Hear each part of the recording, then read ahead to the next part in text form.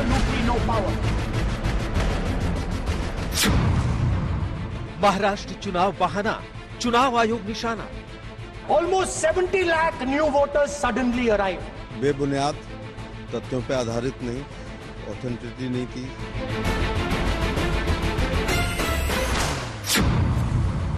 दिल्ली में वोटिंग से पहले जातीय जनगणना वाला दांव। That architecture of the new paradigm can only be built once the caste census is placed on this day. Rahul Gandhi ji गलत तथ्य पर के बोलने के आदी रहे। And you were saying you would change this.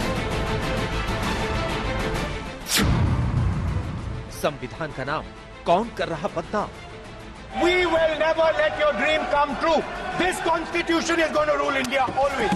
Party को स्ट्रेंथन करके ऐसे कैसे बढ़े, ये जब तक राहुल गांधी नहीं सोचते ना, ऐसे बोलते ही रहते हैं। आज राहुल का वार, कल मोदी करेंगे पलटवार।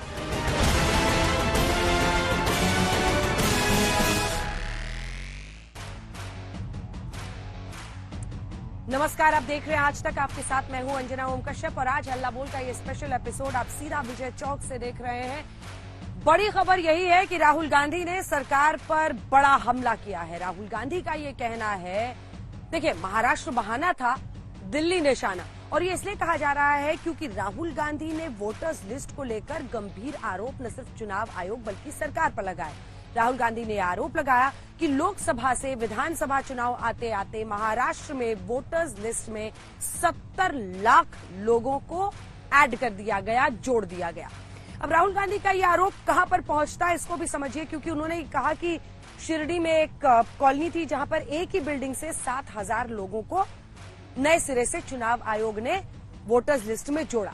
आरोप उनका सीधा चुनाव आयोग की तरफ था। उन्होंने यही नहीं, आगे जाकर यह भी कहा, दावा किया कि जहां जहां पर वोटर बढ़े वहां वहां पर बीजेपी की अच्छी जीत हुई। तो लोकसभा से विधानसभा आते आते 70 लाख लोगों का वोटर लिस्ट में जोड़ा जाना, राहुल गांधी ने इसको एक बड़ा मुद्दा बनाया। इसी के साथ साथ चुनाव आयुक्त की नियुक्ति को लेकर भी उन्होंने कहा कि मुख्य न्यायाधीश को आखिर उससे बाहर क्यों किया गया है, और वो सिर्फ इसलिए जिससे एक तरफा फैसला लिया जा सके। इसके साथ साथ राहुल गांधी ने बजट के मुद्दे पर भी, चूंकि वो राष्ट्रपति के अभिभाषण का जवाब दे रहे थे, उन्होंने कहा कि कैसे हम एक मैन्युफैक्चरिंग हब, एक प्रोडक्शन सेंटर यानी उत्पादन का केंद्र बनने के लिए कोई भी ठोस कदम नहीं उठा रहे हैं। कई मुद्दों पर उन्होंने घेरा, लेकिन सबसे बड़ा दाव एक बार फिर से चल दिया कास्ट सेंसस यानी जातीय जनगणना का। कई खास मेहमान हमारे साथ जुड़ेंगे। सुधांशु त्रिवेदी जी राष्ट्रीय प्रवक्ता और सांसद बीजेपी की तरफ से होंगे। सुखदेव भगत जो कि सांसद है कांग्रेस पार्टी के, वो हमारे साथ होंगे। प्रियंका चतुर्वेदी सांसद शिवसेना यूबीटी गुट की हमारे साथ जुड़ेंगी। केसी त्यागी जी वरिष्ठ नेता और सेक्रेटरी जनरल जेडीयू के हमारे साथ जुड़ेंगे। लेकिन इससे पहले कि हम चर्चा की शुरुआत करें, आपको इस रिपोर्ट के जरिए समझाते हैं। अभी देखिए, प्रधानमंत्री को भी इस अभिभाषण के जवाब में जो राहुल गांधी ने कहा है उसका कल प्रधानमंत्री बोलने वाले हैं, तो पीएम भी जमकर जवाब देंगे इन तमाम सवालों पर जो खड़े किए गए हैं। लेकिन पहले आज की रिपोर्ट देखिए और समझिए कि विपक्ष कैसे सरकार को कटघरे में खड़ा कर रहा है, राहुल गांधी खड़ा कर रहे हैं। Some data, some information about the Maharashtra election. Almost 70 lakh new voters suddenly arrived between Lok Sabha and Vidhan Sabha. Election commissioner used to be chosen by the Prime Minister, leader of opposition, and the Chief Justice. Sir, the Chief Justice was removed from that committee. Why? Delhi विधानसभा चुनाव में प्रचार का शोर थम गया और राजधानी में वोटिंग का काउंटडाउन शुरू हो गया। अब 5 फरवरी को दिल्ली वाले नई सरकार चुनने के लिए मतदान करेंगे, लेकिन उससे पहले राहुल गांधी ने एक बार फिर चुनाव आयोग को कटघरे में खड़ा कर दिया। Question came to my mind: What type of address would India Gathbandhan government deliver? Lok Sabha में राष्ट्रपति के अभिभाषण पर चर्चा की शुरुआत नेता विपक्ष राहुल गांधी ने की। करीब 45 मिनट के भाषण में राहुल गांधी ने कई मुद्दों पर सरकार को घेरा। That it is a laundry list and then not providing a alternative idea. Rahul ने महाराष्ट्र चुनाव में 70 लाख नए वोटरों को जोड़ने का आरोप लगाया। Now I want to bring to the notice of this house some data, some information about the Maharashtra election. Almost 70 lakh new voters suddenly arrived between Lok Sabha and Vidhan Sabha. Rahul Gandhi को कुछ मालूम नहीं है। 11 साल मोदी की सरकार ने पूरे देश में जो काम किया है वो काम कांग्रेस की 50 साल में नहीं हुई है। आज कई गरीब लोग गरीबी की रेखा से बाहर निकले। इधर दिल्ली चुनाव में भी आम आदमी पार्टी और कांग्रेस ने वोटर लिस्ट में नाम जोड़ने और काटने को लेकर शिकायत दर्ज कराई थी। हमने चुनाव आयोग को बताया कि किस तरह से नई दिल्ली विधानसभा में बीजेपी के एमपीज के यहाँ एक एमपी के यहाँ 30-30, 40-40 वोट बनने के लिए पिछले 15-20 दिन में एप्लीकेशंस डाली गई हैं। तो उन्होंने पूरा आश्वासन दिया है कि किसी भी हालत में कोई भी एक भी गलत वोट बनने नहीं दिया जाएगा और इसकी एक वोट की बहुत डीप इंक्वायरी करके ही कोई भी एक्शन लिया जाएगा। इतना ही नहीं, लोकसभा में राहुल ने चुनाव आयोग की चयन प्रक्रिया कमेटी से चीफ जस्टिस को हटाए जाने पर भी सवाल उठाए। राहुल ने दिल्ली चुनाव से पहले जातीय जनगणना की एक बार फिर मांग करते हुए कहा कि तेलंगाना में हमने सर्वे कराया, वहाँ करीब 90% लोग ओबीसी, SC, ST निकले। We have done a caste census in Telangana, and what we have found is shocking. Almost 90% of Telangana is either Dalit, Adivasi, backward or minority. Rahul ने आरोप लगाया कि बीजेपी के दलित और ओबीसी सांसद मुंह तक नहीं खोल सकते। इस पर संसदीय कार्य मंत्री किरण रिजिजू ने कड़ा एतराज जताया। There are OBC MPs in the BJP. There are Dalit MPs in the BJP. There are Adivasi MPs in the BJP. Remember, you are OBCs, you have 50% of the population, and you have absolutely no power. I know that you're sitting there and you cannot even open your mouth. That is the truth of the country. प्रधानमंत्री का चेहरा आपको दिखाई नहीं देता है। जाति जनगणना, प्रधानमंत्री का चेहरा आपको दिखाई नहीं देता है। आर्किटेक्चर, बेबुनियाद तथ्यों पे आधारित नहीं, ऑथेंटिसिटी नहीं थी। कुछ लोगों का नाम लिया जो सदन के मेंबर नहीं है और चाइना का महिमा मंडन ज्यादा किया। भारत की एकता, अखंडता, भाईचारा, स्वाभिमान, सम्मान और जो मोदी जी के नेतृत्व में विकसित राष्ट्र बनने जा रहा है। राहुल ने संविधान की प्रति दिखाकर कहा कि इसी के सामने पीएम को भी झुकना पड़ा है। संविधान ही देश पर राज करेगा। Will never let your dream come true. This constitution is going to rule India always. Now, एक मिनट। मुझे लगता है कि राहुल गांधी ने ये पार्लियामेंट में स्टेटमेंट देने के पहले या उनको जिन्होंने भी ब्रीफिंग किया है उनको शायद ये बताया नहीं होगा कि संसद के द्वारा ये कानून बना हुआ है और इलेक्शन कमीशन जो है उस कानून के तहत काम करता है। उस कानून को देखे बिना, उसको समझे बिना उन्होंने जो स्टेटमेंट दिया है ये एलओपी के लिए एक शोभा नहीं देता। राहुल के हमले पर सत्ता और विपक्ष के बीच जुबानी जंग तेज हो गई। तो ये अपनी राजनीति करते रहते हैं, अपनी राजनीति को चमकाने के लिए तथ्य कुछ तोड़ मड़ोड़ का उल्टा सीधा बोलते रहते हैं। उनको आदत है कि ऐसा ही भाषण होना चाहिए नेता का कि एक विजन बताए, देश के लिए विजन क्या है, आगे की सोच क्या है, और इस जो तू मैं चलती रहती है इससे ऊपर उठकर देश के लिए बोले, और मुझे बहुत ही अच्छा लगा उनका। अब पीएम मोदी कल राष्ट्रपति के अभिभाषण पर जवाब देंगे। माना जा रहा है कि राहुल गांधी के आरोपों का पीएम मोदी चुन चुन कर जवाब देंगे। सवाल है कि विपक्ष के वोटर लिस्ट में लाखों वोट जोड़ने और काटने के आरोपों में कितना दम है। क्या ये चुनाव आयोग की सामान्य प्रक्रिया है, और क्या राहुल का जातीय जनगणना वाला दाव दिल्ली के साथ साथ बिहार के लिए भी एक प्रयोग है? आज तक ब्यूरो। 3 सांसद आज हमारे साथ बहस में जुड़ रहे हैं। सबसे पहले आपका परिचय करा देते हैं। सुधांशु त्रिवेदी जी राष्ट्रीय प्रवक्ता और सांसद भारतीय जनता पार्टी से, सुखदेव भगत जी सांसद कांग्रेस पार्टी से, प्रियंका चतुर्वेदी सांसद शिवसेना यूबीटी गुट से, और केसी त्यागी जी हमारे साथ जुड़ रहे हैं जेडीयू का पक्ष रखने के लिए। सबसे पहले मैं सुधांशु जी आपके साथ शुरुआत करना चाहती हूँ। राहुल गांधी जी की बहन कह रही है कि पार्टी पॉलिटिक्स से ऊपर उठकर आज उन्होंने बात की है देश की संसद में। राहुल गांधी ने राहुल गांधी ने कहा है कि आप लोग महाराष्ट्र में, मतलब सीधा आरोप तो यही है उनका कि धांधली हुआ है वोटर्स लिस्ट में। वो कह रहे हैं कि विधानसभा से लोकसभा चुनाव आते आते 70 लाख लोग कैसे जुड़ गए, और जहां जहां ज्यादा जुड़े वहां वहां बीजेपी की जीत हुई। तो सीधा धांधली का वो आरोप लगा रहे हैं। आपका जवाब इस पर?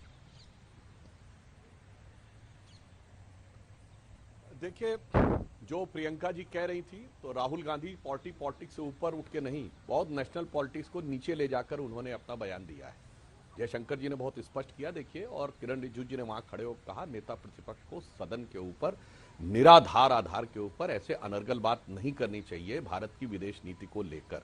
अगर हो तो उनको कोई तथ्यात्मक सबूत देना चाहिए। और इससे पहले भी वो सदन के पटल पर विदेश के बारे में बोलते समय झूठे साबित हो चुके हैं। आपको याद हो जो राफेल के मामले पे उन्होंने कहा था कि फ्रांस के राष्ट्रपति ने उनसे व्यक्तिगत मुलाकात में ऐसा ऐसा कहा। शाम होते होते फ्रांस सरकार का खंडन आ गया था कि राहुल गांधी से किसी प्रकार की कोई ऐसी बातचीत नहीं हुई थी। दूसरा, इस भाषण में कुछ भी नया नहीं था। राहुल गांधी जी की जो 4-5 प्रवृत्तियां हैं वो इसमें सहज दिख रही थी। नंबर 1, हार के बाद ठीकरा चुनाव आयोग के ऊपर फोड़ने का प्रयास करो, यानी ये एक प्रकार का फ्रस्ट्रेशन निकालो। नंबर 2, चीन का महिमा मंडन करो। नंबर 3, मोदी जी के विरुद्ध जितना ईर्ष्या और द्वेष है उसका प्रकटीकरण करो।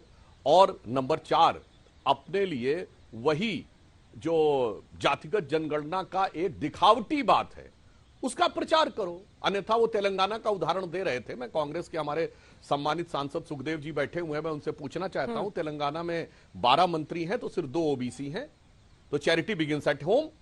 वो कह रहे हैं ना 56% है, रिजाइन करवाइए और 7 ओबीसी मंत्री बनाइए। और भारत सरकार में तो मैक्सिमम है। इसलिए और उसके बाद अनर्गल मिथ्या बात करते रहना, तो ये उनकी एक स्वाभाविक सहज प्रवृत्ति हो गई है। तो कुछ भी नया नहीं था। यही 4-5 चीजें जो मैंने आपको बता दी अंजना जी, कोई दर्शक जो आपके लाखों देख रहे होंगे, कोई भी उनका भाषण उठा के पिछले 1.5-2 साल का देख लें, इन 4 चीजों से ऊपर वो उठ ही नहीं सकते। और एक लाइन में मैं और कह दूं, जिस चाइना का वो बहुत महिमा मंडन कर रहे हैं वो खुद इस समय एक चुनौती से गुजर रहा है। मतलब मुझे लगता है कि उनको शर्म आनी चाहिए उस देश के बारे में कहते हुए जिसका कि डिफेंस मिनिस्टर ली फांगशू गायब हो गया और उस पर कोई चर्चा नहीं। फिर विदेश मंत्री क्विंग गैंग गायब हो गया, उस पर कोई चर्चा नहीं। सबसे बड़ी कंपनी मालिक अलीबाबा के मालिक गायब हो गए, जैक मा, और उसके बाद 1 साल तक गायब रहे, कोई चर्चा नहीं। जहां एवरग्रांड सबसे बड़ी रियल एस्टेट कंपनी ने बैंक्रप्सी फाइल कर दी 2024 में। दुनिया की सबसे बड़ी रियल एस्टेट कंपनी चाइनीज थी, मगर उस चीन का गजब गुणगान करते हो। फिर एक अजीबोगरीब बयान देते हैं कि chief of the army staff ने ऐसा बोला है। मुझे लगता है कि ये आदतन फितरतन उनसे होता ही रहता है। और मुझे लगता है जो सांसद लोग बैठे होंगे कांग्रेस के, वो भी सोचते होंगे कि ये रिपीट टेलीकास्ट हम कितनी बार देखेंगे और कितनी बार हमें बाहर जाके इसका बचाव करना पड़ेगा। तो इन सारे तथ्यों के आधार के ऊपर अगर वो तथ्यात्मक जवाब दे सके तो मैं बिल्कुल उनका स्वागत करूंगा, चीन से लेकर जातिगत जनगणना तक। ठीक है सुखदेव जी, अब आप मोर्चा संभालिए राहुल गांधी जी की तरफ से। अब देखिए उनका आरोप बहुत सीधा है। उनका यह आरोप है कि ऐसा लग रहा था कि राहुल गांधी अपने पूरे स्पीच में चीन का खूब महिमा मंडन कर रहे हैं। मैन्युफैक्चरिंग हब बन गया, ये सब जो मैं असेंबल इंडिया में होता है बनता चीन में है, ये है वो चीन से आता है, ये बनता है वो चीन से आता है। चीन का इतना महिमा मंडन क्यों? और दूसरा, क्या चुनाव आयोग पर आरोप लगाना एकमात्र रास्ता बचा है ऐसे दलों के लिए जो हार का सामना करने को तैयार नहीं है? वरना प्रियंका जी खड़ी बैठी है हमारे साथ, और प्रियंका जी ने ही और कई ऐसे पार्टियां हैं जिन्होंने चुनाव के बाद कहा था कि क्षेत्रीय दलों को जितना तवज्जो मिलना चाहिए वो कांग्रेस ने नहीं दिया और ये सब हार की वजह रही। सुखदेव जी। जौहर अंजना जी, मैं सुधांशु त्रिवेदी जी का बहुत इज्जत करता हूं और मैं उनकी बातों को सुन रहा था। ये भी थोड़ा सा मैं समझता हूं विषांतर हुआ है। जो जहां तक चाइना की बात है, मैं समझता हूं एशिया में कभी भी कोई बातें आती है या तुलनात्मक बातें कही जाती है तो अगल पड़ोसी राज्यों के, पड़ोसी देशों के बारे जिक्र किया जाता है। रही बात राहुल गांधी जी ने पहली बार, सुधांशु जी स्वयं सुन रहे होंगे, पहली बार बहुत ही बेबाकी से, बहुत ही स्पष्टता से उन्होंने क्या कहा कि जो महामहिम जी के, राष्ट्रपति जी के अभिभाषण थे उसमें कोई नयापन नहीं था और नयापन नहीं था और जो अपेक्षाएं विशेषकर युवा वर्ग और उनके बेरोजगारी के बारे जो मैं आ रहा हूं, जो अपेक्षाएं होनी चाहिए वो सर्वथा नदारद था। और जहां तक मैन्युफैक्चर सेक्टर के बारे पूरा ग्रोथ इनका जो कहा जाए तो जो क्या हालात बना, जीडीपी के बारे भी उन्होंने जिक्र नहीं किया, लेकिन कहीं न कहीं उनके बारे में आया। चाइना के बारे इसलिए कहा कि प्रधानमंत्री जी, 56 इंच के सीने वाले प्रधानमंत्री जी, उन्होंने कहा कि कोई हमारे देश में प्रवेश नहीं किया गया है। आपने देखा होगा रक्षा मंत्री जी का बयान क्या आया था, हमारे सेना का सर्वोच्च हमारे पदाधिकारी उनका क्या बयान आया था। तो अपने आप में एक विरोधाभास था। राहुल गांधी जी ने केवल उन्हें पॉइंट आउट किया और आईना दिखाया। इस प्रकार की चीजें हमारे सामने आ रहा है। कोई हमने गुणगान नहीं किया, हमने जस्ट यही कहा कि आप जहां पे खड़े हैं, और इन्होंने यहां तक स्वीकार किया, पहली बार मैं समझता हूं सदन में इन्होंने स्वीकार किया कि केवल एनडीए की बात नहीं कर रहे हैं, उन्होंने यूपीए की भी बात की कि कोई दिशा, स्पष्ट दिशा, कोई स्पष्ट नीति जो युवाओं के लिए, जो हमारे देश के, हमारे भविष्य के वो हमारे कर्णधार है, उनके बारे कोई नीति नहीं आई। वो जो अपेक्षा करते इनके बारे उन्होंने जिक्र किया। अब रही है महाराष्ट्र के बाद, महाराष्ट्र के बाद में उन्होंने स्पष्ट कहा कि एक उदाहरण उन्होंने दिया, उदाहरण दिया कि मैं आपको बतलाऊं कि घर पे अगर कोई चावल बनता है तो मां क्या करती है, थोड़ा सा निकालती है और एक चावल दबा के देखती है कि ये खाना बना या नहीं बना। उसी प्रकार शिरडी का एक अपार्टमेंट में 7,000, ये 5 महीनों में विधानसभा चुनाव, लोकसभा चुनाव और विधानसभा चुनाव के बीच में ये 5 महीनों में एक अपार्टमेंट में 7,000 वोटर्स बढ़ गए। तो ये जो चुनाव आयोग को निष्पक्ष होना चाहिए, पारदर्शीपूर्ण तरीके से होना चाहिए, कहीं न कहीं चुनाव आयोग ना पारदर्शी तरीके अपना रही है, ना निष्पक्ष है। ये आरोप राहुल गांधी जी ने लगाया है और मैं समझता हूं कि इसका जवाब मैं सुधांशु जी से लूंगी, लेकिन उससे पहले प्रियंका जी के पास एक बार जाकर उनका रिएक्शन ले लेती हूँ। प्रियंका जी, कई बातें आज राहुल गांधी ने कही, लेकिन सबसे ज्यादा चर्चा उसी बात की हो रही है जहां पर उन्होंने महाराष्ट्र में वोटर्स की संख्या अचानक विधानसभा से लोकसभा चुनाव आते आते 70 लाख बढ़ जाने की चर्चा की है। क्या आपको लगता है कि ये एक ऐसा आरोप है जो प्रमाणित रूप से आप लोग भी दावा करते हैं? प्रश्न का दूसरा हिस्सा, क्या ये एक वजह सिर्फ रही क्योंकि आप और आपकी पार्टी के भी कई लोग ये कह रहे थे कि क्षेत्रीय दलों को जितना महत्व देना चाहिए, और ये सच्चाई है कि उद्धव ठाकरे जी का चेहरा अगर प्रोजेक्ट नहीं हो पाया सीएम के तौर पर इंडिया महाविकास अघाड़ी की तरफ से, तो उसकी वजह कांग्रेस पार्टी थी। अगर मैं गलत हूं तो करेक्ट कर दीजिएगा। सबसे पहले तो मैं राहुल गांधी जी का धन्यवाद और आभार व्यक्त करना चाहूंगी कि उन्होंने पूरे देश के जो मन में विचार है और जो शंका है उसको आज पार्लियामेंट में जनप्रतिनिधि होने के नाते उन्होंने साबित किया है और उन्होंने उजागर किया है, इस उम्मीद से, इस अपेक्षा से कि इलेक्शन कमीशन इसका जवाब देगी। पहला आपने सवाल पूछा मुझसे इन आंकड़ों को लेकर, दूसरा आपने कहा कि क्षेत्रीय दलों की पार्टी के लिए। हाँ, बहुत सारे हमने कारण हैं, हमें लगते हैं, पर हम इस इलेक्शन कमीशन की जो सामने आ रहे हैं प्रश्न चिन्ह, उसको हम दरकिनार नहीं कर सकते हैं। मैं आपको कुछ आंकड़े रखती हूँ। 72 लाख लोगों ने लोकसभा से लेकर विधानसभा न्यू वोटर्स ने वोट किया है, मतदान दिया है, जिन्होंने लोकसभा में नहीं दिया था पर विधानसभा में दिया है, जिसमें से 70 लाख अगर वोट की बढ़ोतरी हुई है तो भारतीय जनता पार्टी के खेमे में हुई है। दूसरा जो उन्होंने आंकड़ा दिया वो है 48 लाख नए वोटर्स रजिस्टर हुए हैं और 8 लाख वोटर्स डिलीट हुए हैं। ये भी उन्होंने डेटा सामने रखा है। एक ही बिल्डिंग, जो अभी उन्होंने बता रहे थे, कांग्रेस के सांसद जी बता रहे थे कि एक ही बिल्डिंग में, यानी शिरडी का चमत्कार सब जानते हैं, साईं बाबा जी की कृपा सब जानते हैं, पर ये जो कृपा इलेक्शन कमीशन की तरफ से आई, जहां एक ही बिल्डिंग में 7,000 वोटर का लिस्ट बढ़ जाता है, वो कहां से लाजमी है? तीसरा सवाल ये है, और last but not the least, पिछले 5 साल में अगर न्यू वोटर रजिस्ट्रेशन होते हैं, पिछले 5 साल का आंकड़ा दे रही हूँ, 37 लाख का एवरेज टोटल रहा है, इसने उस आंकड़े को भी पार किया है। खुद दिल्ली में अरविंद केजरीवाल जी ने बहुत सारे ऐसी असेंबलीज का एग्जाम्पल्स दिया, उदाहरण दिया, जहां पे वोटर डिलीशन और एडिशन हुए हैं। क्या इस बात का संज्ञान इलेक्शन कमीशन को नहीं लेना चाहिए? हम इलेक्ट्रल डेमोक्रेसी हैं। आज जो जनप्रतिनिधि लोकसभा में जाते हैं वो इलेक्शन के माध्यम से चुनकर जाते हैं, तो उनकी ज्यादा जिम्मेदारी बनती है इस बात को उठाएं। रही बात चाइना की, मैं आपके चैनल इंडिया टुडे पे देख रही थी, शिव अरोड़ा एक बहुत अच्छे एंकर हैं, उन्होंने भी यही सवाल पूछा था, ऐसा क्यों है कि चाइना एआई टेक्नोलॉजी में इतना आगे बढ़ गया, जिसकी बात राष्ट्रपति जी ने अपने अभिभाषण में की है, आर्टिफिशियल इंटेलिजेंस और इंडिया का लीडरशिप रोल को लेकर। खुद शिव अरोड़ा जी ने बहुत आधे घंटे का शो किया था, जहां उन्होंने कहा ऐसा क्यों है कि अमेरिका को मात दे रहा है चाइना एआई लीडरशिप में, 1/10 द कॉस्ट पे फाउंडेशन मॉडल्स बना रहा है एआई के, और इंडिया कहां पिछड़ रहा है, उस पर चर्चा होनी चाहिए। ये खुद आपके चैनल ने भी इस पे विस्तार से चर्चा की है। तो एक जनप्रतिनिधि अगर उसके बारे में चर्चा करते हैं, तो मैं नहीं मानती हूं यहाँ पे चाइना की वो वाह हो रही है।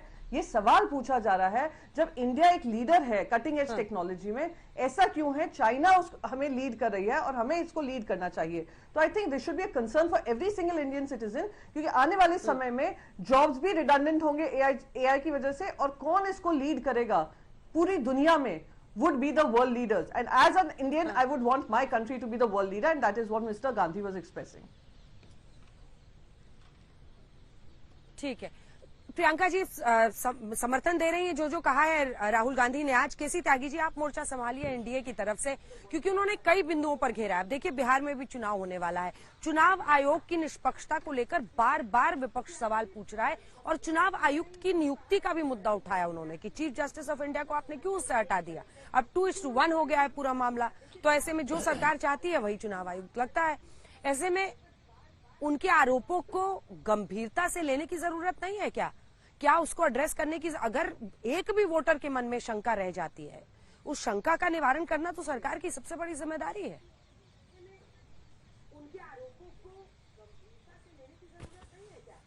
अंजना जी, मैंने अब से 41 साल पहले लोकसभा का चुनाव लड़ा है, और उस समय कांग्रेस पार्टी की सरकार यूपी में भी थी और दिल्ली में भी थी, और उस समय चुनाव के बाद परमानेंट हम लोग धरने पर बैठते थे कि चुनाव में धांधली हुई।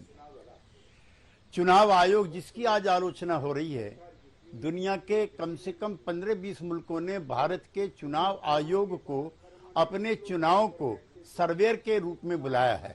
मेरे साथ राज्यसभा में गिल साहब थे, MS गिल, जो मुख्य चुनाव आयुक्त रह चुके हैं, और चाहे जजेस हों और चाहे मुख्य चुनाव आयुक्त हों, मैं बहुत जिम्मेदारी के साथ आपके चैनल पे कहना चाहता हूं कि पद पर रहने के बाद इन लोगों को सरकारी पदों पे ना हो तो अच्छा है, क्योंकि जो न्यूट्रलिटी है वो इनकी खराब होती है।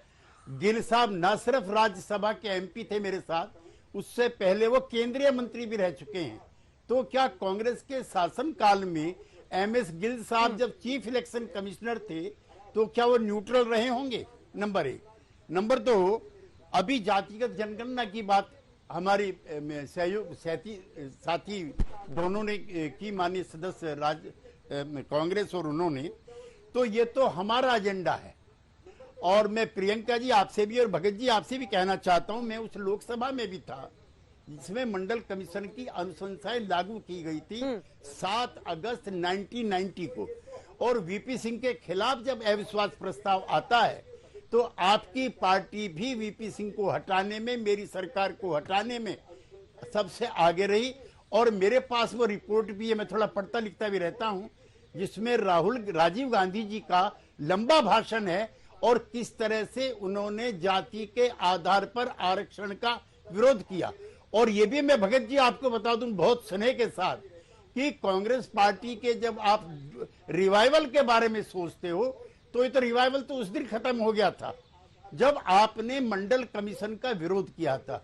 रहा जातिगत जनगणना का, आप भी सहयोगी पार्टी हैं प्रियंका जी, हम भी रह चुके हैं। बिहार में जातिगत सर्वे हुआ, वो तो गलत है, और तेलंगाना में हुआ वो सही है। वहां न सिर्फ कांग्रेस पार्टी बल्कि RJD भी विरोध कर रही है, और जो नीतीश कुमार के नेतृत्व में वहां जातिगत सर्वे हुआ है तो मंडल कमीशन की अनुशंसाओं के तहत सिर्फ देश में 52% पिछड़े हैं और बिहार में भी, लेकिन हमारे सर्वे में आया है। जी सर, एक ब्रेकिंग इस वक्त आ रही है, आपको जरा अपने दर्शकों को बता दें, क्योंकि राहुल गांधी ने चीन को लेकर जो गंभीर आरोप सरकार पर लगाए हैं। राहुल गांधी ने ये कहा था कि PM ने चीन की घुसपैठ की बात से इनकार किया, आर्मी चीफ ने कहा कि चीन ने घुसपैठ कर ली है। तो प्रधानमंत्री और आर्मी चीफ के बयान को लेकर जो कहा है राहुल गांधी ने, उस पर बीजेपी का रिएक्शन है। बयान पर सांसद PP चौधरी का पलटवार, राहुल को गैर जिम्मेदाराना बयान नहीं देना चाहिए। डिसएंगेजमेंट पर देखिए सुधांशु त्रिवेदी जी, लंबे वक्त से बात हो रही है, ऐसे में सब ये चाह रहे हैं कि जल्द से जल्द जो ये चीन को लेकर, पहले सुना देते हैं आपको, सुनिए क्या कहा उन्होंने। The Prime Minister has denied it and the army has contradicted the Prime Minister. It's true. The Prime Minister has denied it. The Prime Minister has denied it and the army has disagreed with the Prime Minister that China is sitting on 4,000 square kilometers of our land, of our territory. ऐसा ऐसा ऐसा इस सदन में अब मन चाहे बात नहीं बोल सकते हैं। ये बिल्कुल ठीक नहीं है सर, ये सीरियस मामला है। तथ्यों से विपरीत है। ये देश को हमेशा कमजोर करने का काम जो है कांग्रेस ने किया है, राहुल गांधी ने किया है। और मोदी जी के टाइम में पिछले 10 सालों में हमें देखते हैं भारत का नाम पूरे विश्व में आज एक शक्तिशाली देश के रूप में उभरा है। आज हमारी सीमाएं मोदी जी के नेतृत्व में सुरक्षित हैं, लेकिन उसको कमजोर करने का अगर कोई काम कर रहा है तो कांग्रेस कर रही है। कांग्रेस की हमेशा ये परंपरा रही है, वो खुद भी कमजोर रही है और देश को भी कमजोर किया। और अभी जो देश को मजबूत कर रहे हैं उसको उसके खिलाफ में हमेशा काम करने का काम अगर कोई कर रहा है तो कांग्रेस और राहुल गांधी का। सुधांशु जी, सरहद पर क्या हो रहा है? डिसएंगेजमेंट की बात लंबे वक्त से हम लोग सुन रहे हैं, जिस पर चर्चा भी हुई, उसको एक डिप्लोमेटिक विन भी बताया गया। सरहद पर क्या हो रहा है, इस पर अगर नेता विपक्ष बोले तो देश को कमजोर करने वाला कैसे हो गया बयान? बिल्कुल आपने सही कहा अंजना जी। कोई शंका उठे, कोई विचार उठे, नेता प्रतिपक्ष को बोलना चाहिए। शंका का समाधान हो सकता है पर पूर्वाग्रह का समाधान नहीं हो सकता। और अगर हठपूर्वक पूर्वाग्रह किया जा रहा हो तो समाधान नहीं हो सकता। क्योंकि अंजना जी याद दिलाना चाहता हूं, यही तो वो लोग हैं ना, जब डायरेक्टर जनरल मिलिट्री ऑपरेशन ने प्रेस कॉन्फ्रेंस की थी सर्जिकल स्ट्राइक पे, तो इनकी शंका का समाधान नहीं हुआ था। बालाकोट के बाद एयरफोर्स चीफ ने प्रेस कॉन्फ्रेंस की थी पर इनकी शंका का समाधान नहीं हुआ था। तो अब इसलिए जिसे कहते हैं ना, बदगुमा वहम की दारू नहीं लुकमान के पास, इसमें रखा है क्या देखे है जुआन के पास। अब मैं कह रहा हूं आज भी देख लो भाई, आज तो गूगल मैप्स अवेलेबल है ना, आप दिखा दीजिए कि साहब 2020 से पहले गूगल का मैप ये दिखा रहा था, आज मैप ये दिखा रहा है। मगर क्या करें, मुझे लगता है कि चीन के साथ जो करार करके आए हैं उस करार का इकरार है, या राजीव गांधी फाउंडेशन को जो चाइनीज एम्बेसी से डोनेशन मिला था उसका उधार है कि जब तक चीन के लिए प्यार उभरकर सामने आने लगता है और उस चीन के बात पर भरोसा करते हैं अंजना जी, गलवान में हमारे 20 सैनिक शहीद हुए, हमने सबकी सूची जारी की, सबका सम्मान पूर्वक अंतिम संस्कार किया, और चाइना ने एक घायल की भी सूची नहीं जारी की। आप सोचिए, बगैर गोली चले हाथापाई की लड़ाई में 20 लोग मारे जाएं और दूसरी तरफ से कोई घायल भी ना हो, इस आंकड़े पर सिर्फ राहुल गांधी और विपक्षी यकीन कर सकते हैं। जबकि इंटरनेशनल एजेंसीज ने बाकायदा डाटा दे दिया था ऊपर की मैप के द्वारा कि 50 से 60 लोग उनके मारे गए हैं, और चीन की सरकार डर रही थी कि इतने लोगों के मारे जाने की वो सूचना देगी तो इसलिए उनके यहां प्रॉब्लम हो सकती है, इसलिए ना उन्होंने कोई मारे जाना तो छोड़िए, उन्होंने घायल को भी एक्सेप्ट नहीं किया। और राहुल गांधी जी अभी जो मैन्युफैक्चरिंग बोल रहे थे और वो बोल रहे थे, तो मैं कहना चाहता हूं उनको जाके चेक कर लेना चाहिए।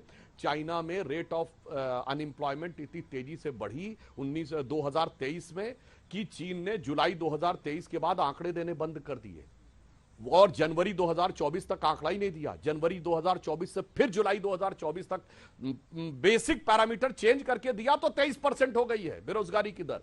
अब इन्हें समझ ही में नहीं आ रहा है कि वहां हकीकत क्या है, मगर आपको भी चीन का एग्जांपल देना पड़ रहा है सुधांशु जी। चुनाव आयोग पर कहना चाहूंगा, आप देखिए वो देखिए, मैं एक बात कहूंगा अंजना जी, वो भाग सकते हैं मुद्दे से, वो जहां जाएंगे हम उन्हीं की पिच पे जाके बैटिंग करेंगे। इसीलिए मैंने जितने उदाहरण दिए, चीन के डिफेंस मिनिस्टर का, चीन के फॉरेन मिनिस्टर का, चीन के सबसे बड़े उद्योगपति का, चीन की सबसे बड़ी कंपनी का, चीन के अनएम्प्लॉयमेंट रेट का, जो आपके लाखों दर्शक देख रहे हैं। आज का सोशल मीडिया का जमाना है, अगर मैंने एक चीज गलत बोला होगा तो फांद पड़ेंगे आके, और नहीं तो शांति से बैठ जाएंगे कि वहां का डिफेंस मिनिस्टर गायब हुआ था कि नहीं, फॉरेन मिनिस्टर गायब हुआ था कि नहीं। अब एक बात मैं कह दूं, चुनाव आयोग वाली बात जो अभी केसी त्यागी जी ने कही, देखिए ये कहा जा रहा है शिरडी में एक बिल्डिंग में 60,000 लोग। अब देखिए सुखदेव जी तो लोकसभा चुनाव लड़े हैं, तो ऑन एन एवरेज एक बूथ बनता है 1000 से 1500 लोगों पे, तो क्या उस बिल्डिंग में 40 पोलिंग बूथ बने थे? और ये अचानक लोकसभा में जो राहुल गांधी जी को इल्हाम हुआ उसके बाद समझ में आया। और जो केसी त्यागी जी ने बोला, तो मैं अभी बचपन की 2 घटनाएं याद दिला देना चाहता हूं, कोई दर्शक जाके चेक कर ले। 1985 यूपी का विधानसभा चुनाव, पूरे प्रदेश में वोटिंग हुई 40 से 42%, और अमेठी में जानते कितने हुई अंजना जी? 97%, और कुछ बूथों पे 100% से ऊपर। और राजीव गांधी जब चुनाव लड़े थे 91 में, उनकी डेथ हो गई थी, मगर डेथ से पहले चुनाव हो चुके थे। 19 लोग गोलियों के चक्कर में, गोलीबारी हुई थी और संजय सिंह को पेट में गोली लगी थी। राजीव गांधी के पक्ष में बूथ कैप्चरिंग करते हुए गोलियां चली थी। कोई जाके चेक कर ले, 19 लोगों के खिलाफ नामजद FIR थी। इसलिए, और उसके बाद जब मुख्य इलेक्शन कमिश्नर ये थे जो जिसका उल्लेख अभी त्यागी जी ने किया, मैं दर्शकों को याद दिलाना चाहता हूं, मनोहर सिंह गिल उस समय देश के चीफ इलेक्शन कमिश्नर थे जब अटल जी की सरकार एक वोट से गिरी अप्रैल में। क्यों नहीं चुनाव कराए गए मई में? क्योंकि उनको लगता था एक वोट की सहानुभूति ना मिल जाए, इसलिए चुनाव आयोग ने 6 महीना पीछे ले गए चुनाव, क्योंकि 6 महीने से अधिक पीछे ले नहीं जा सकते थे। और संयोग देखिए कि उसके बाद भी अटल जी दोबारा प्रधानमंत्री बने और मनोहर सिंह गिल आके इनकी सरकार में मंत्री बने। चुनाव आयुक्त का किसी पॉलिटिकल पार्टी को ज्वाइन करना और मंत्री बनने का इकलौता उदाहरण है, और वो बता नहीं सकते कि सरकार गिरने के बाद तुरंत चुनाव क्यों नहीं कराए। जितने भी उदाहरण है, मैं भगत जी के पास जाने का टाइम हो गया, लेकिन सवाल है कि अगर 70 लाख लोग जुड़े और उस पर विपक्ष प्रश्न कर रहा है तो चुनाव आयोग को स्पष्ट करना पड़ेगा। अगर एक बिल्डिंग में 7000 लोग जुड़े या नहीं जुड़े, चुनाव आयोग बताएगा ना सच क्या है। अब जनता के सामने तो ये बात आ गई, अब आप फैक्ट्स बताइए। अगर आप ऐसी स्थिति में है सुधांशु जी, तो आप फैक्ट्स बताइए। एक लाइन बोल दो, क्या ऐसा हुआ है एक बिल्डिंग में अब और एक क्या लाइन बता 70 लाख लोग जुड़े हैं, तो आखिर इसकी वजह क्या थी? चुनाव आयोग सामने आए, चुनाव आयुक्त एक इंटरव्यू दें, बताएं कि क्या है। अब बिल्कुल, अरे बड़ी अजीब बात है, चुनाव आयोग ने तो वेरीफाई कर करके बाद ही वहां पे किया है। अगर इनको इतना बात पता है तो राहुल गांधी आज अपने भाषण में आर्टिफिशियल इंटेलिजेंस पे भी बोले थे ना, कुछ नहीं, जनरल इंटेलिजेंस से रैंडम सिलेक्शन कर लें 70 लाख में से और दिखा दें कि ये लोग फर्जी थे। अब तो सूची अवेलेबल है ना मतदाता की, तो सदन में आके खाली हल्ला क्यों मचाना? आर्टिफिशियल इंटेलिजेंस की बजाय कॉमन सेंस की इंटेलिजेंस का प्रयोग करिए और आप इतने हजार लोगों को लेकर दिखा दीजिए कि साहब ये तो यहां पे रहते ही नहीं है, ये तो फर्जी है। अंजना जी, मैं भी थोड़ा समय चाहूंगा। दिल्ली में भी तमाम आरोप लग रहे हैं, लेकिन आवेदन लोगों का रहता है। आप आइए बोलिए, क्योंकि उनसे प्रश्न थे, आप इन तमाम सवालों का जवाब देखिए। देखिए दिल्ली में भी ऐसे प्रश्न उठ रहे हैं, लेकिन कुल मिलाकर अब जो ये एक सवाल पूरा होने दीजिए सर। एक जो रेवड़ियों की होड़ लगी हुई है, मैं आपको बता सकती हूँ नई दिल्ली के इलाके में जब से ये रजिस्ट्रेशन 2100 2500 का 1100, कोई पार्टी कोई 2100 कोई 2500 दे रही है, एक होड़ मची हुई है लोगों में कि जल्दी से मेरा वोटर आई कार्ड पड़े, नहीं तो मुझे पैसा नहीं मिलेगा। ये भी एक वजह है कि एक बहुत बड़ा सर्च देखा जा रहा है वोटर कार्ड की रजिस्ट्री में। और ऐसा ही माझी लाडली योजना को लेकर भी महाराष्ट्र में एक लोगों में ये था कि जल्दी से जल्दी मेरा वोटर आई कार्ड बने, नहीं तो पैसा नहीं मिलेगा। मैं अंजना जी आप ही की बात पे आ रहा हूं। जो भी ये चुनाव आयोग का दायित्व बनता है कि कोई भी वोटर जो 18 साल जिनकी उम्र हो गई है वो कोई भी वोटर ना छूटे, ये उनका अधिकार है। अब मैं आ रहा हूं सुधांशु जी की बात पे। इन्होंने एक बात कही है पूर्वाग्रह के बारे और शंका के बारे। निश्चित रूप से थोड़ा मैं स्मरण दिला दूं, पूर्वाग्रह के बारे, ये केवल चाहे सदन हो चाहे सदन के बाहर हो, पूरी की पूरी मोदी सरकार नेहरू जी के पूर्वाग्रह से ग्रसित है, ये एक बात है। बहरहाल मैं आ रहा हूं चाइना के बारे में जिन्होंने इन्होंने बात की है, थोड़ा ये स्मरण दिला दो। ये सरदार वल्लभ भाई पटेल की मूर्ति कौन बनाए ये भी बता दे, चाइना के बारे में बात कर रहे हैं। और दूसरी बात, जिस गूगल की बात कर रहे हैं, जिस आर्टिफिशियल इंटेलिजेंस की बात कर रहे हैं, ये सारी की सारी चीजें आज राहुल गांधी ने सदन में रखा कि हमारी स्थिति क्या है, हम युवाओं को कौन सी दिशा दे रहे हैं, ये सारी की सारी बातें स्वयं स्वीकार कर रहे हैं।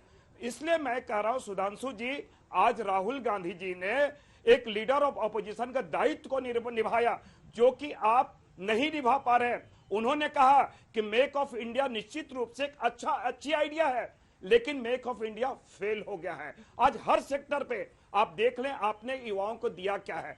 आज हर वो सेकंड ग्रेजुएट आपका अनएम्प्लॉयड है।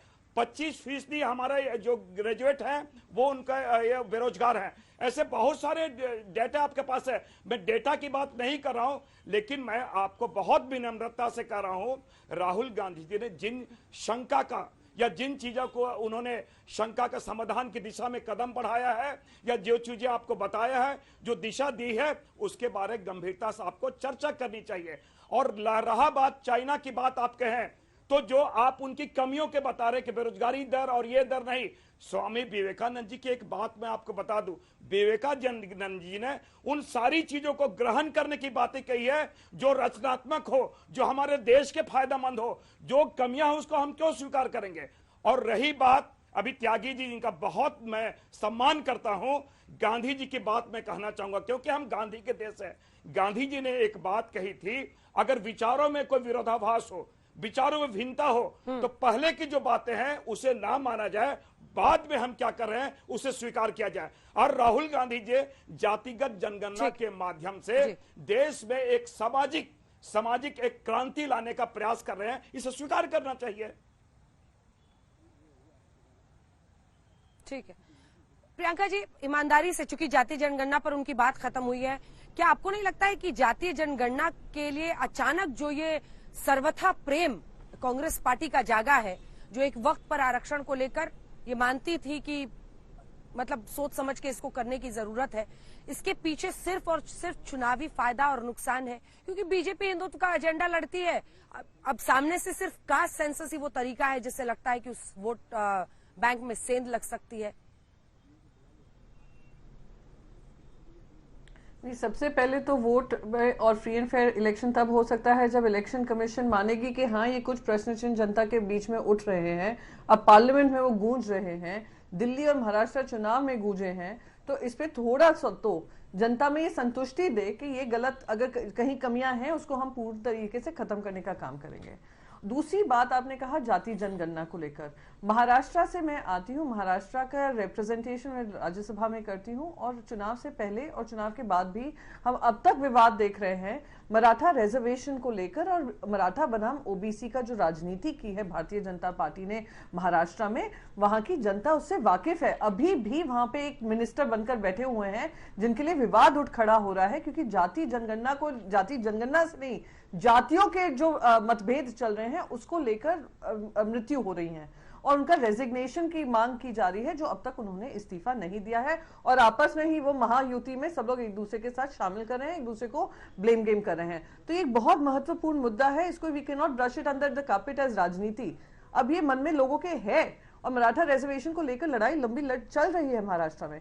तीसरी बात मैं बस छोटी सी बात कहकर खत्म करना चाहूंगी, बहुत बड़ी बड़ी बातें यहाँ पर सुधांशु जी कह रहे थे। सुधांशु जी, चाइना और इंडिया में बहुत बड़ा डिफरेंस है। चाइना एक ऑटोक्रेसी है, हम एक डेमोक्रेसी हैं और हमें एक डेमोक्रेसी का मॉडल बनना है, हमें transparency free and fair model बनना है। हम चाइना के अनएम्प्लॉयमेंट को क्यों देख रहे हैं जब हमारा ट्रेड गैप ही चाइना के साथ $83.3 बिलियन हो चुका है, जो आप ही के कार्यकाल में हुआ है। रिकॉर्ड तोड़े हैं हमने ट्रेड गैप और बढ़ाने में। वो प्रधानमंत्री मोदी जी ने कहा था हम मेक इन इंडिया करेंगे, हम ये ट्रेड गैप जो है उसको हम कम करने की कोशिश करेंगे। आपको पता है मैन्युफैक्चरिंग 15% से 12% पे आ गिरा है, 2014 में 15% था, अब 12% पे आ गिरा है। तो हम भी पूछना चाहेंगे आपके मेक इन इंडिया को हुआ क्या? तो आप दूसरों के नाक काटने से पहले जरा अपने गिरेबान में तो झांकिए, आपकी सरकार कैसे चल रही है। आज वही आईना दिखाने का काम राहुल गांधी जी ने किया तो आप लोग सब तिल मिला गए हैं। और मुझे तो खुशी इस बात की है कि आज उन्होंने महाराष्ट्र का मुद्दा उठाया जिस वजह से आज ये चर्चा का विषय बना, वरना सभी लोग इस पर शांत हैं। पर इसका मुद्दा बनना जरूरी है, इस पर चर्चा होनी जरूरी है और मैं सकारात्मक तरीके से इसकी चर्चा चाहती हूं क्योंकि आने वाले समय में हमें अपनी तुलना ऑटोक्रेसी से नहीं करनी है, अपनी तुलना डेमोक्रेसी से करनी है। एक स्ट्रांग डेमोक्रेसी बने, एक पावरफुल डेमोक्रेसी बने, ना कि कुछ सेंट्रल एजेंसीज का दुरुपयोग कर सत्ता को काबिज करने का काम हो और एक सिंगल पार्टी मेजॉरिटी बनी रहे जिस तरीके से काम हो रहा है। ठीक है सुधांशु जी, आप इसका जवाब दीजिएगा, लेकिन एक बार त्यागी जी से जल्दी चलते हैं क्योंकि सुखदेव भगत जी ने त्यागी जी आपको जवाब दिया उनका। आप पुरानी बातों को छोड़िए, अभी क्या परिस्थिति बन रही है उस पर विचार करने की जरूरत है। एक हिमाचल प्रदेश के बराबर के नए वोटर विधानसभा से लोकसभा चुनाव 5 महीने के अंतराल में महाराष्ट्र में जुड़े, ये आरोप आधार बनाकर ये बड़े पैमाने पर, चाहे आप दिल्ली देखिए, जितनी विपक्षी पार्टियां वो आरोप लगा रही हैं। अब इसको कितना सीरियसली चुनाव आयोग को लेना चाहिए, क्योंकि आप एक जवाब एक पेज का दे दें उसमें लोगों के मन में एक भ्रम रह जा रहा है, उसको आप खत्म नहीं करेंगे तो फिर लोकतंत्र की ताकत की बात हम कैसे करेंगे? ठीक है अंजना जी, जो आरोप लगाए हैं हमारी विपक्षी पार्टी ने उसके लिए सरकार जवाब दे और जवाब देना चाहिए, संतुष्ट करना चाहिए। लेकिन भगत जी, जो पुरानी चीजें हैं उसको एकदम निपटा दे, खत्म कर दें, वो भी सही नहीं है। जो राहुल गांधी जी ने उठाया है चीन का सवाल, मैं भी उनको याद दिला दूं कि इस पार्लियामेंट के अंदर सबसे पहला अविश्वास प्रस्ताव पंडित जवाहरलाल नेहरू पर चीन के मामले को लेकर के आया था जब 1962 के चाइना युद्ध में हमारी दुर्गति हुई थी। मुझको याद है, मैं पढ़ता भी हूं, रामलीला मैदान में जनसभा हो रही थी पंडित नेहरू की और लता जी गा रही थी, मेरे वतन के लोगों जरा आंख में भर लो पानी। पंडित नेहरू की भी आंखों में आंसू आ गए थे। और अगले दिन संसद में जब डॉक्टर लोहिया ने पहला अविश्वास प्रस्ताव रखा तो उन्होंने पंडित जी को कहा कि हम आपका बहुत सम्मान करते हैं आपके नेतृत्व में हमने आजादी की लड़ाई लड़ी है, लेकिन आज आपकी आंखों में आंसू नहीं, आपकी आंखें लाल होनी चाहिए थी। जिस तरह से शर्मनाक हार हमारी मोर्चे पर हुई है, लिहाजा इतिहास की अच्छी बातों से हमें सबक भी लेना चाहिए। ठीक है सुधांशु जी, अब आप प्रियंका जी की बातों का जवाब दीजिए, सुखदेव जी का भी। दोनों जो आरोप लगे हैं कि हमें तुलना लोकतंत्र से करनी है, हमें एआई हो, हर फील्ड हो, मैन्युफैक्चरिंग हो, उसको कैसे आगे ले जाना है ये आपको तय करना है।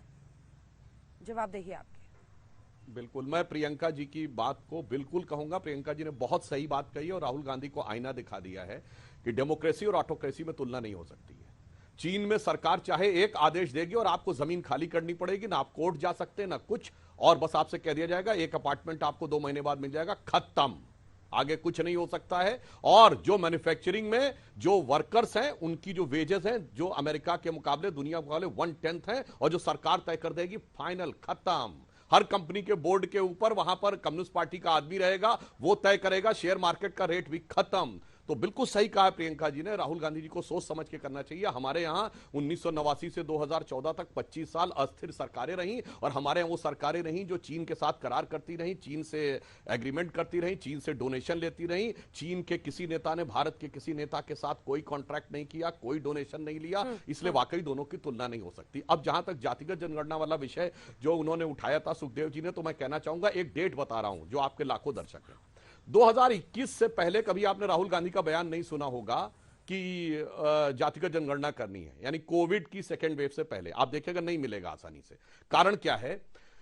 एक हेनरी लुसी फाउंडेशन है यूरोप में, जिसमें क्रिस्टोफर शेरलेट है, जिनको $4 लाख इनिशियली मिले, how to tackle the Hindu majoritarianism.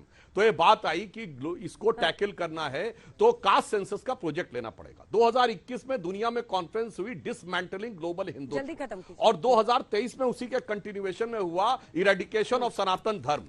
ये मैंने सिर्फ फैक्ट रखे, दर्शक अपने आप चेक करें कि अचानक जो कुछ बाहर से हुआ कि हिंदुइज्म को कैसे कंट्रोल करना है या डोमिनेट करना है। Henry Lucy foundation, Christopher Charlotte, dismantling global Hindutva and eradication of Sanatan Dharma, 2021 से पहले के बयान में की इजाजत देता है। आपको बीच में काट रही हूं मैं, लेकिन मैन्युफैक्चरिंग में हम कैसे आगे बढ़ेंगे, चुनाव आयोग पर लगे आरोपों पर जनता को कैसे एक विश्वसनीय जवाब दिया जाएगा, ये इस वक्त सरकार की चिंता होनी चाहिए। विजय चौक में आज हम लोग मौजूद हैं। विजय चौक में ही आज मतलब संसद में यहीं पर राहुल गांधी ने ये आरोप लगाए, लेकिन आज यहीं पर वित्त मंत्रालय में एक बेहद खास इंटरव्यू, देश की वित्त मंत्री का पहला इंटरव्यू जो उन्होंने चैनल को दिया है, वो आज तक को उन्होंने दिया है। और इस इंटरव्यू में हमने हर मुद्दे पर उनसे प्रश्न किए हैं। ये इंटरव्यू पूरा जरूर देखिए रात 8 बजे हमारे साथ आज तक। देश दुनिया की बाकी खबरों के लिए देखते रहिए आज तक।